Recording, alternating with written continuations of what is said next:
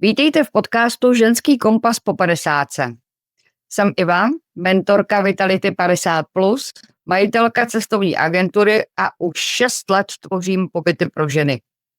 Mimo to ale i pobyty sportovní a dokonce i pobyty pro muže. V každé epizodě čekají rozhovory s lektorkami mých pobytů, inspirativní příběhy žen a také témata zdraví, hormonální rovnováhy, doplňku stravy a péče o sebe. Ať už posloucháte doma, v autě nebo na procházce, tohle je váš prostor. Tak jdeme na to. Krásný den, milé dámy, já vás vítám u dalšího dílu mého podcastu. A dneska tady mám hostku, opět samozřejmě ženu, ale musím říct, že dnešní téma bude velmi zajímavý, protože je to téma, který ženy 50 plus rozděluje na 2 tábory. Jeden ten tábor jsou ženy, které se toho chopily a který to dneska s velkým přehledem využívají. A ty druhé ženy jsou ženy, které se toho stále bojí. Stále tam panuje velká obava. A já budu hrozně ráda, když se nám dneska s mojí dnešní hostkou podaří tady ty vaše obavy aspoň z části odbourat a doufám, že vám ukáže, že opravdu není čeho se bát a že v tomhle světě, a už vám prozradím v čem, v tomhle světě digitálního onlineu se dá pracovat i po 50 a že to je velmi snadno. Dovolte mi, abych tady přivítala a představila vám Miriam Woltamer, která vám řekne, jestli ty strachy mít, ale na druhou stranu, proč je nemít. A ještě musím říct, že to je žena, která si tu cestičku opravdu prošlapala sama. Ona opravdu není žádnej teoretik, že by to měla jenom načtený někde z nějakých příruček a knížek, ale ona si tu cestu k tomu, co dneska vyučuje, respektive předává dál ženám po 50, tak si vyšlapala sama. Miriam, vítej a pojď něco říct o té tvojí cestě, jak jsi se vůbec dostala k těm digitálnym produktům a k tomu, co dneska děláš. Ďakujem za také krásne privítanie, takže teší ma, milé dámy, alebo aj páni, keď si to budú počúvať alebo pozerať. Ja som Miriam Woltamer, podporujem ženy 50 plus v online, čiže ich edukujem ako na napríklad sociálne siete, Instagram, Facebook, YouTube, ale aj ako na e-mailing, umelú inteligenciu, pracovať s rôznymi aplikáciami, či už je to Canva, ktorú pravdepodobne veľa z nás pozná, ale aj ako si vytvoriť alebo zostrihať video, takže ten môj záber je veľmi široký, ale dá sa povedať, že mňa to baví, lebo pretože tá cesta v tom online má nejaké kroky a ona ide od niečoho, dajme tomu, že od tvorby, že hráme sa s nejakými obrázkami, pridávame nejaké videá, učíme sa to v tej Canve, pridáme si tam písmo, možno nejakú hviezdičku alebo čokoľvek a potom vlastne tá cesta vedie na tie sociálne siete a z tých sociálnych sietí už potom na web a tak ďalej. Takže ďakujem aj za túto otázku. Moja cesta bola trošku klukatá v tomto, pretože ja som mala založený osobný Instagram a zrazu som tam navnímala ženy 50 plus, ale boli to dámy zo zahraničia, väčšinou to boli Talianky, Nemky, Angličanky, Francúzsky, Belgičanky. A ja som v tom roku 2018 videla, že tam je obrovský potenciál a že ja by som takto nejako chcela pracovať. Ešte som vôbec nevedela, že vlastne s čím, ako, ale proste bavila ma tá komunita. Oni v tom čase sa veľmi tam podporovali na tom Instagrame, zdieľali tam fotky z fashion, z kozmetiky, ale to boli dámy, ktoré za napríklad rok nadobudli neskutočné publika, ale samozrejme, že ten trh je tam obrovitánsky, dokonca sú tam také spolupráce s Diorom, úplne nepredstaviteľné pre náš malý trh, ale ja som vedela, že toto je možné pre každú z nás. No a ja som v tom čase mala celé roky, celý môj profesný život som pracovala s mužmi v takom mužsko čistom svete na výkon, ktorý bol zameraný, tak mi to vyhovalo. Nikdy som si nemyslela, že budem pracovať so ženami. A mala som v tom čase aj svoj e-shop na šaty.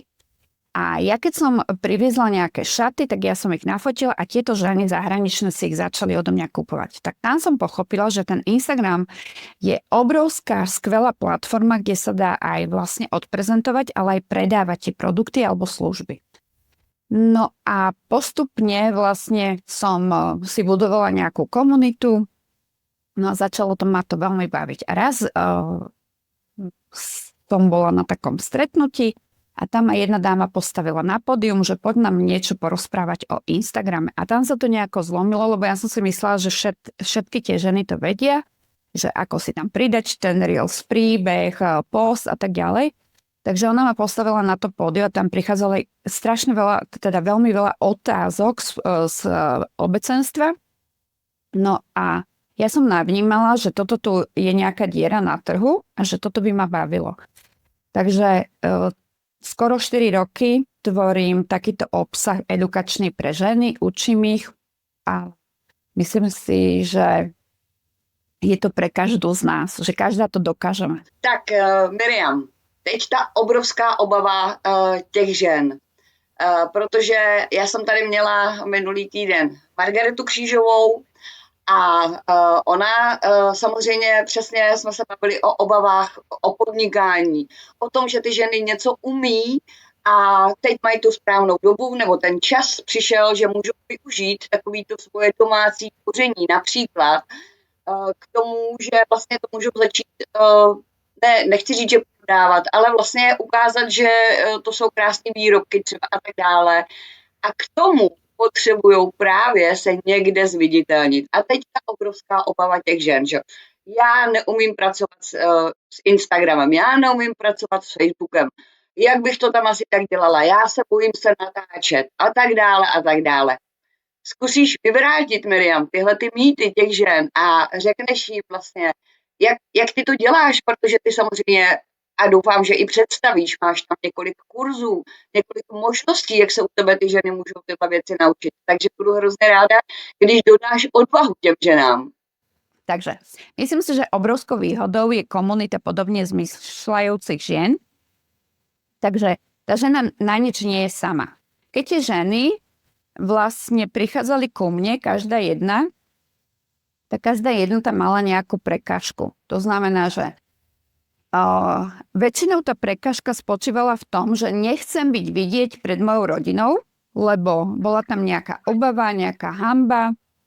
Druhá vec, nechcem byť vidieť pred mojimi kolegovcami, pred mojimi spolužiakmi, pred mojimi kamarátkami. Ale ja som zase zastancom toho, že ak ja si nestojím za tým produktom alebo tou službou, tak potom kto si za tým má stáť a kto si to má hlavne potom kúpiť. Ale tá žena samozrejme, že väčšinou prichádza vtedy, že neprichádza, že ja teraz nechám zamestnanie a idem do online.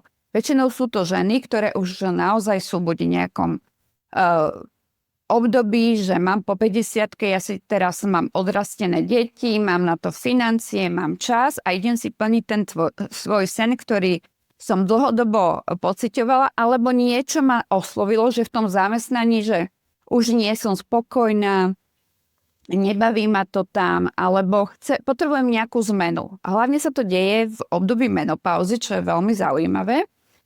A tá žena popri tom zamestnaní začína obkúkávať ten online, lebo vieme, že cez ten online k nám môže prísť o mnoho viacej tých potenciálnych klientov ako v tom offline. Či už ja už mám nejaký salón ako kozmetička, alebo mám nejakú predajňu. Je to všetko skvelé, ale ten boom nastáva naozaj až v tom online. A tam si aj ukážeme vlastne, alebo dokážeme sami v sebe, že ja môžem, že ja na to mám, že kam som sa ja posunula.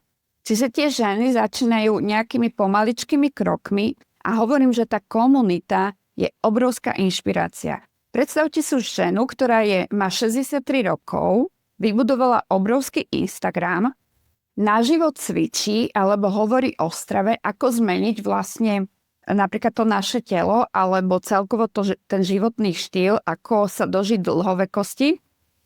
A tí ľudia ju začínajú sledovať, pribúdajú lajky, ale ona má z toho aj klientov. Čiže je to podľa mňa tak obrovská, krásna doba, kde sme sa dostali, že nikdy toľko príležitostí nebolo ako teraz.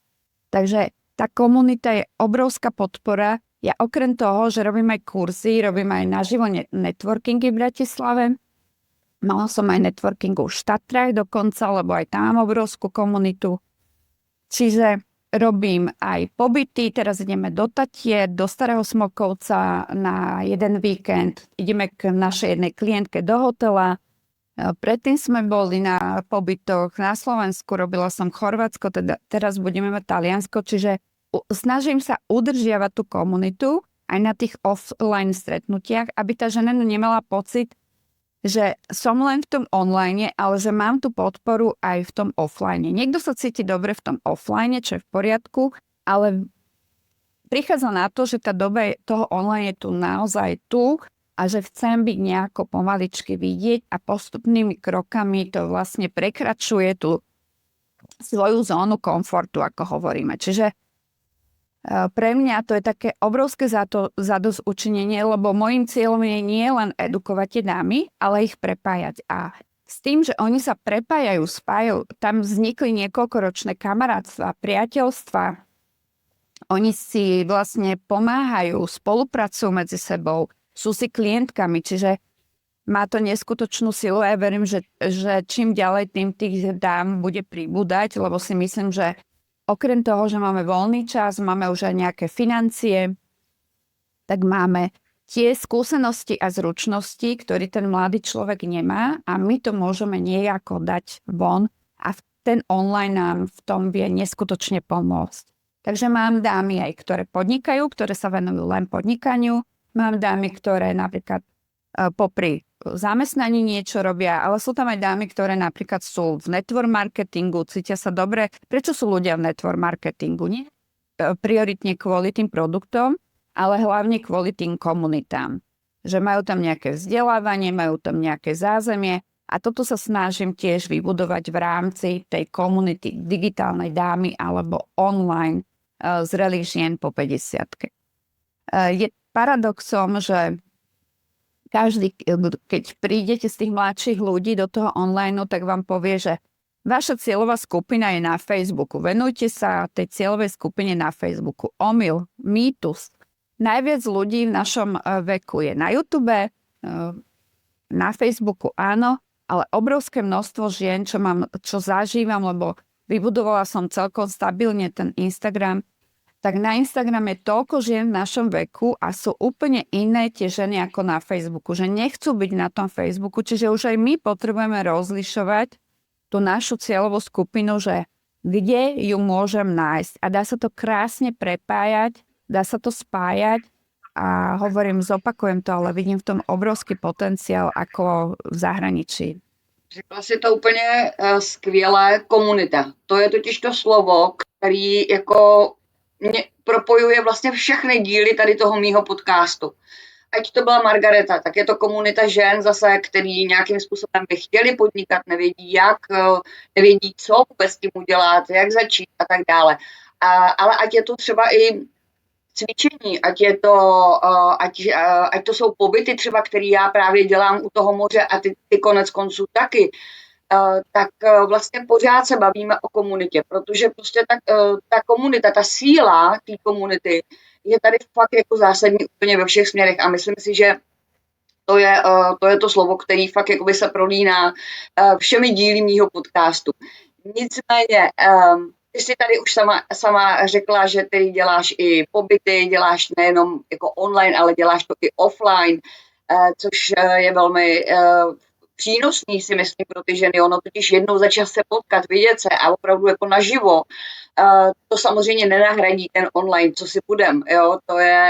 Ten online je krásná věc, prostě krásný, jako to, že si můžeme rozšiřovat velmi rychle tu komunitu, že můžeme prostě jakoby se propojit s ženama z jiných států a prostě jako ano, ale offline je samozřejmě velmi, velmi důležitý. A ty máš právě tu komunitu, ten klub, vlastně sdružuješ ty ženy jmenuje se to Klub Digitální dáma. Já tady potom dám odkaz pod tenhle podcast, já dám tady eventuálně ženy prokliknout a podívat se, co vlastně nabízí ten tvůj klub. A pojďme ještě kousek dál, Miriam. Co ženy a AI? Co ty a AI? Pojďme se malinko pověnovat dalšímu obrovsky diskutovanému tématu, protože je to ještě možná větší strašák, než jenom online podnikání, tak je možná ještě AI. Pojďme se mu trošku pověnovat. Áno, ale AI, ako nám je niekedy podsúvané na tých sociálnych sieťach, že AI je budúcnosť, tá budúcnosť je tu, ona je už súčasťou. Už mnohé firmy vlastne, bohužiaľ, prepúšťajú určitých ľudí a my pokiaľ nenaskočíme teraz na tú dobu, tak my sa budeme strácať v tej budúcnosti a tá doba sa nebude pýtať, že či ja mám 20, 30 a 50 alebo 60 rokov. Čiže my tej dobe, či chceme alebo nechceme sa, musíme prispôsobiť. A teraz nehovorím, že potrebujeme všetko robiť s umelou inteligenciou alebo byť závislé na tej umelej inteligencie, vytvárať si rôzne posty a videá. Áno, je to tá možnosť, dá sa to naučiť. Ženy veľmi s tým rady pracujú. Boli také ostýchavé zo začiatku, lebo ja robím aj kurzy na umelú inteligenciu. Teraz bude aj taký prvý môj prvotný kurz, ako si vytvoriť videá pomocou umelej inteligencie. Canva je napríklad taký, si myslím, že medzník v tom veľký, lebo v tej Canve tie ženy väčšinou už tú Canvu trošku majú nejako navnímanú, niečo si tam vedia vytvoriť. Čiže aj v tej Canve už sa dá krásne tvoriť tou umelou inteligenciou. Ale mnohé z tých žien už si platia umelú inteligenciu, či ChatGPT alebo Gemini. A dá sa s tým naozaj krásne pracovať. A čo je úplne fascinujúce na nich, že oni si ich pomenujú podľa mena. Že poviem, že toto je moja Esterka, alebo toto je môj Lojzo a oni s nimi normálne takto komunikujú. Čo je úžasné, lebo zase že nebuďme závislé, ale môžeme z tej umelej inteligencie vyťažiť maximálne pre seba. Pre to svoje poslanie, pre to svoje podnikanie, ale aj pre ten súkromný život. Napríklad, keď ja sa chcem dostať z bodu A do bodu B, že tá umelá inteligencia mi môže pomôcť, čo je skvelé. Takže áno, tieto ženy krásne pracujú s umelou inteligenciou, veľmi sa tešia, keď je nejaký prompt a si to vedia vytvoriť napríklad nejaký obrázok z toho. Je to také, áno, aj na zamyslenie sa pomyselne, že hovorím, že nepotrebujeme fotografku, dajme tomu, že potrebujem rýchlo fotky na tie siete, alebo potrebujem fotky produktu mňa, chcem niečo pridať na tú sieť, ale nebuďme naozaj, že otrokom, ale tie prompty, tam sa tá žena najviac učí. Vlastne v tom našom veku mám tú skúsenosť, že lepšie je to s tými promptami, vlastne promptom na tvorenie napríklad konkrétne tých obrázkov. Nie nejakých súvislých vied, že chcem niečo vytvoriť, ale najprv väčšina z tých žien začína skúšať obrázky. Potom druhá fáza je, začnú vlastne pracovať s tými promptami, s tými príkazmi tej umelej inteligencii, že ako ja si môžem zlepšiť to podnikanie. Poviem napríklad, mám na Instagrame, vieme, že ten životopis hore je nejaké bio. Takže tá žena nevie si to ako nastaviť, tak začne s tou umelou inteligenciou komunikovať. Som tá a tá, pracujem s tým a tým, moje klientky sú tie a tie a vytvor mi takéto bio, aby bolo predajné a zaujímavé. Takže ona si to tam pridá. A tá umelá inteligencia jej dá niekoľko možností. A toto najviac tie ženy na tom baví potom. Čiže nie je to nejaká suchá fráza, že poď mi niečo vytvoriť, ale naozaj to už tie konkrétne kroky k tým konkrétnym činnostiam. Ináč taká skvelá fráza je, ak si chcete s tou umelou inteligenciou nejako dá sa povedať, že aby vám vysvetlila, že kto vlastne ste a už niečo tam máte s tou umelou inteligenciou vytvorené, tak dajte si jednoduchý prompt, konfrontuj ma, čo o mne vieš. A veľmi vám tam výjdu zaujímavé veci, čo tá umelá inteligencia o vás vie. Základom ale tej umelej inteligencie, ak s ňou začneme pracovať, tak si ju dobre nastaviť. Neodporúčam tam zdieľať svoje osobné údaje, vôbec nie bankové údaje alebo zdravotné údaje. Pozor na to, aj dávať si pozor, že mená, priezviská, kto sú moje deti, kto je môj muž, lebo toto majú tendenciu tie ženy niekedy robiť, takže na to veľký pozor, preto na to upozorňujem. Takže niektoré krásne už s tou umelou inteligenciou aj tvoria dokonca online kurzy, čo je obrovský vlastne pomocník. Čiže dá im tom nejakú tému, nejaké oporné body, spraví im to nejaké moduly. Samozrejme, že nie od slova do slova, ale dá im to takúto štruktúru toho kurzu. Takže sú ženy, ktoré začínajú, ktoré sú niekto v strede, ale už sú ženy, ktoré si krásne tvoria aj videá s tou umelou inteligenciou. Takže je to obrovská téma. Mňa to baví, ale je to nádherné vidieť, ako tie ženy chcú a proste ich to baví. Takže myslím si, že je to skvelé už aj pre tú našu generáciu určite. Já teda musím říct, že mě AI taky hrozně baví. Ale na druhou stranu samozřejmě není to o tom, aby vlastně AI za nás dělala úplně všechno. To znamená, mě třeba strašně baví tvoje videa, které jsou vytvořené právě avatarkou nebo tvojí avatarkou, které jsou vytvořené pomocí AI a já si myslím, že doporučím tady zase pod podcastem, aby se ženy podívaly na to, co vlastně AI umí vytvořit, jak je to krásný, dá se říct, že opravdu designově je to moc krásný. A chci říct, že umělá inteligence tady opravdu bude tady a bude tady čím dál tím víc a myslím si, že by opravdu neměla být pro nikoho žádným strašákem, potažmo pro ženy 50+, který samozřejmě chtějí třeba začít vytvářet nějaký takovýhle videa pomocí umělé inteligence, udělat si z toho takovou zábavu, takový hezký videa, fotky, prostě využít to k čemu vlastně to využít, jako ty ženy můžou. Tak, kde by měly tvoje ženy, nebo respektive ženy, které by k tobě přišly, který by jsme dneska tady přesvědčili o tom, že ten online je fajn, že vlastně se nemusí bát toho onlineu, že se nemusí bát digitálních produktů, že se nemusí bát tvořit s umělou inteligencí, že se nemusí bát tvořit v Canvě a podobně. Kde by měli začít? Myslím teďka konkrétně u tebe, protože tam se úmyslně, protože já vím, že ty tam máš vlastně jeden takový kurzík, který je takový o takovém začátku, tak jestli tě můžu poprosit, tak ještě představ, že nám tady, protože to je moc hezky udělaný a myslím si, že z toho ženy pochopí opravdu, jak jít krok po kroku a jak si začít tvořit skutečně ten digitální produkt. Ďakujem. Volá sa to online štart pre ženy 50+, a je tam vlastne takých 7 bodov, že ako začať, ako vlastne sa môžem odprezentovať na tých sieťach, ako môžem tvoriť v tej Canve, sú tam aj videonávody, ale hlavne, podľa mňa, každá tá žena, ak chce začať v tom online, tak mala by si povedať, že čo vlastne očakávam z toho online. To je dôležité si povedať, lebo nie každá chce predávať cez ten online, niekto chce sa len zviditeľniť trošku, že má dobre rozbehnúť napríklad ten offline alebo má nejaké právne služby, ale potrebuje viacej tých sledujúcich nabrať, potrebuje dávať povedomie o svojej značke, čiže vždy si určiť, že čo ja o tej siete očakávam.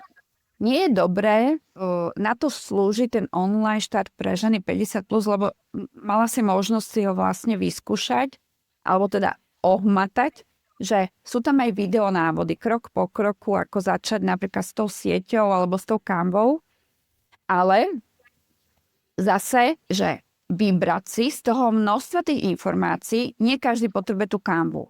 Nie každý potrebuje byť na Facebooku vidieť. Hej, že vybrať si, kde ja chcem byť videná, alebo kde sa chcem odprezentovať. Mám ženy, ktoré napríklad chcú byť len na LinkedIne, lebo tam je vlastne profesne ich to najviac zaujíma, je tam ich cieľová skupina a cítia sa tam dobre. Že nemusia tvoriť toľko tie videá, pretože LinkedIn je taký viacej profesionálnejší. Sú tam, dá sa povedať, že tá cieľová skupina je tam diametrálne odlišná ako na Facebooku. Nemusím tam tancovať v tých videách, v úvodzovkách, alebo sa odprezentovať cez to video, môžem tam dať nejaký statický post a takto mi to vyhovuje a je to skvelé. Mám klientku, ktorá je veľmi úspešná v online, robí e-mailing, ale ona absolútne nenatočila ešte jedno video. Napriek tomu sa jej darí, pretože stojí si za tým, že ja tie videá nebudem natáčať. Ja budem len dávať statické príspevky. Čiže zase sa vraciame k tomu prapôvodu, že prečo a kde chcem byť vidieť, že čo je môjim cieľom v tom online. Takže ak ja si chcem vybudovať nejakú značku, tak treba zase brať aj zreteľ na to, že nebude to zo dňa na deň, že je to nejaký proces. Mne to trvalo 3,5 roka. Čiže naozaj venovať tomu ten čas, koľkokrát samozrejme, že aj financie, vyberať si od tých odborníkov, že kde ja sa cítim dobre, s kým by som chcela napredovať. Je množstvo už ponúk a naozaj máme možnosť si vybrať. A myslím si, že takou jediným odlišným pojitkom, prečo si myslím, že ženy v tom veku vyhľadávajú podobnú ženu, ako sú oni, tak je moja trpezlivosť. Že mám naozaj na to trpezlivosť. Lebo ja v tých kurzoch presne hovorím, alebo keď sme aj naživo v online na Zoome, tuto tu ťukneš, tuto si to otvoríš, toto sa ti znázorní. Nepoužívam anglicizmy, pretože pre tú našu generáciu to je niekedy veľmi náročné. Nejaké slovička, ani tu nebudem anglicky asi spomínať, čiže ja tomu rozumiem, že nie všetci sme zdatní v tých jazykoch a potrebujeme sa to naučiť. A my sa to ani koľkokrát nechceme naučiť. Na čo mi to je?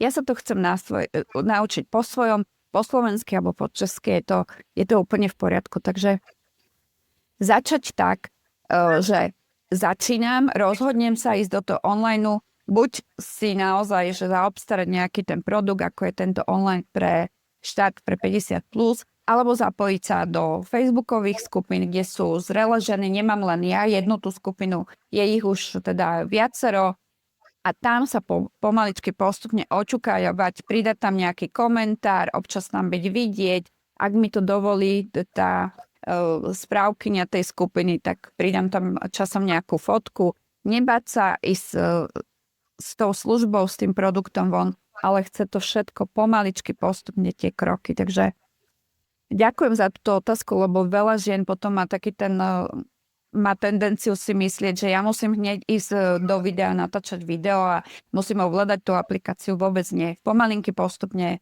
a krok za krokom si to budovať. Přesně. Trpělivost přináší růže, je to tak? A ono opravdu nejde nic den ze dne, to jako nejde v ničem, v žádným našem životním, nebo cokoliv bychom chtěli dělat, tak to samozřejmě není možný. A já jsem strašně ráda, že tady říkáš dneska to, co říkáš. Doufám, že tady některým ženám jsme odbourali ty obavy, ty strachy. Věřím, že některé ženy, které si toto poslechnou, tak přijdou i na tvé kurzy. Já budu velmi ráda, když tě přivítám i v mojí uzavřené facebookové skupině, kde bychom jednou za čas mohli třeba ženám opravdu dát nějakou radu, nějaký tip. Takže budu velmi ráda, když to propojíme. Budu samozřejmě velmi ráda, když propojíme možná i pobyty u moře, což jsme už tak malinko nakousli. Takže i to budu velmi ráda, protože ženy to skutečně zajímá a skutečně se na to hodně ptají. My bychom tady mohli povídat ještě dlouho o digitálním světě, o všech možných aplikacích, produktech, ale já si myslím, že si necháme něco zase ještě na příště, protože myslím si, že to nebylo úplně naposledy, kdy jsi byla hostem tohoto podcastu, protože to je obrovský rozšířený téma. A začněme teda tak postupně, jak jsme to tady teďka probírali, pojďme krok po kroku. A jak jsem řekla, budu velmi ráda, když v té uzavřené skupině facebookové třeba mým ženám zase, mý komunitě těch žen dáš nějaký rady, tipy. A teď poslední otázka, Miriam, na tebe. Co bys si ženám vzkázala, protože já fakt věřím tomu, že aspoň nějakou část žen jsme nadchli a že tímhle podcastem jsme jim dodali odvahu opravdu se začít věnovat digitálnímu světu, věnovat se trošičku možná té AI, věnovat se možná Instagramu, Facebooku, cokoliv, každý malý krok se počítá. A takže teďka poslední vzkaz od tebe pro ženy, jestli tě můžu poprosit. Tak ďakujem veľmi pekne v prvom rade. Určite budem sa tešiť do tvojej skupiny a vďačne tam niečo občas pridám. Teším sa na akúkoľvek spoluprácu, lebo myslím si, že toto môžeme viacej rozširovať, to povedomie, že sme tu, veď my sme generácia Husákových detí, ako sa hovorí, a nás je vlastne najviac. Čiže nás je 38% populácie na Slovensku, čo je neskutočné číslo. Čiže aj firmy, aj ten marketing firiem sa bude musieť zamerať na našu cieľovú skupinu, či sa im to bude páčiť alebo nie, ale máme obrovskú kúpnu silu. Čo by som skázala ženám, že vek nie je prekážka, určite nie. Je to len taký ten zastaralý náš nejaký nastavený modus, ktorý sme si niesli z tej rodiny, z toho prostredia a poďme to búrať, tie prekážky. A naše skúsenosti, a zase sa k tomu vráciam, a zručnosti majú obrovskú silu, obrovskú tendenciu rásť. Čiže neboj sa, stoj si za tým, poď sa ukázať a ja si myslím, že každá jedna žena, naozaj každá jedna žena nám má čo priniesť do toho života a obohatiť nás ostatných. Čiže veľmi sa teším tomuto obrovskému boomu, ktorý tu nastáva a vlastne vidíme, že ako to už v cudzine fungovalo pred niekoľkými rokmi, ako to začína fungovať u nás a myslím si, že sme ako Česko, Slovensko, krásne ženy, úspešné ženy, sme veľmi šikovné, vieme urobiť toho veľmi veľa, lebo tá spoločnosť kladie na nás obrovské a kladla na nás obrovské požiadavky, takže verím, že každá z nás má niečo ukázať a veľmi sa teším, keď tu s Ivkou to uvidím aj na ostatných z vás, takže veľmi sa teším aj na našu spoluprácu a srdečne ďakujem za takýto krásny rozhovor. Moc šíriť to povedomie o zrelých ženách. Ďakujem ti veľmi pekne. Já ti taky moc děkuju. Bylo to opravdu vyčerpávající, pro ten začátek vyčerpávající, poučný a moc děkuju, že jsi přijala pozvání, moc děkuju za to, co jsi tady řekla. Je tady z toho nádherný vidět, že ty jsi na Slovensku, já jsem v Čechách, krásně se umíme propojit. To je právě ta síla toho onlineu, jako takovýho, ale pojďme se propojovat i offline a já se budu těšit na nějakou naší další spolupráci. Děkuji moc krát, vám přejeme krásný zbytek dne nebo noci, podle toho, kdy to posloucháte a děkujeme za to, že nás sledujete nebo že mě sledujete. Mějte se všichni krásně. Miriam, ještě jednou děkuji a mějte se fajn. Ahoj. Ahojte, pekný deň.